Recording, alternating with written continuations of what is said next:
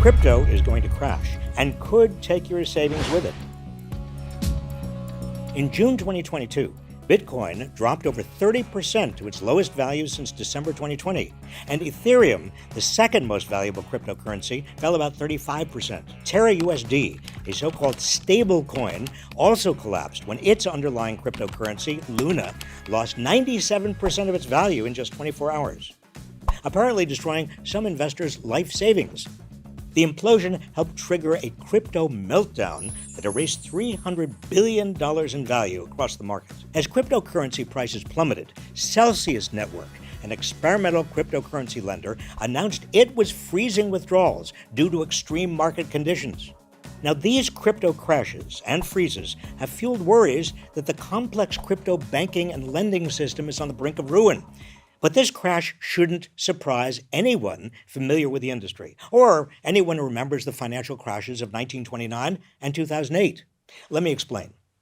In the murky world of crypto decentralized finance, known as DeFi, it's hard to understand who provides money for loans, where the money flows, or how easy it is to trigger currency meltdowns. There are no standards for issues of custody, risk management, or capital reserves. There are no transparency requirements. Investors often don't know how their money is being handled. Deposits are not insured. It's a Ponzi scheme. Like all Ponzi schemes, getting rich depends on how many other investors follow you into it, until somebody's left holding the worthless crypto coin. Why isn't this market regulated?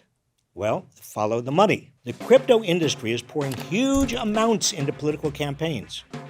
It has hired scores of former government officials and regulators to lobby on its behalf, including 3 former chairs of the Securities and Exchange Commission, 3 former chairs of the Commodity Futures Trading Commission, 3 former U.S. senators, and even former Treasury Secretary Larry Summers. In the past, cryptocurrencies kept rising by attracting new investors and big Wall Street money, along with celebrity endorsements. What do you think? Are you in? You know what? I'm in. But all Ponzi schemes topple eventually, just like the Wild West finances of the 1920s. Back then, Americans were getting rich by speculating on shares of stock, as other investors followed them into these risky assets, pushing their values ever upward. When the toppling occurred in 1929, it plunged the nation and the world into the Great Depression. That crash resulted in the Glass-Steagall Act, signed into law by Franklin D. Roosevelt in 1933. Glass-Steagall separated commercial banking from investment banking, putting an end to the giant Ponzi scheme that had overtaken the American economy and led to the Great Crash of 1929. It took a full generation to forget that crash and allow the forces that caused it to repeat their havoc. By the mid-1980s, as the stock market soared, speculators noticed they could make even more money if they gambled with other people's money, as speculators did in the 1920s. They pushed Congress to deregulate Wall Street, arguing that the United States financial sector would otherwise lose its competitive standing internationally. The final blow was in 1999, when the Clinton administration succumbed to intensive lobbying and ditched what remained of Glass-Steagall. With its repeal, American finance once again became a betting parlor.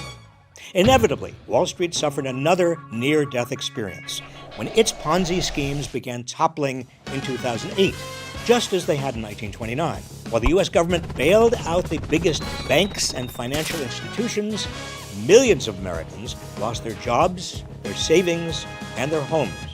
But only a single banking executive went to jail.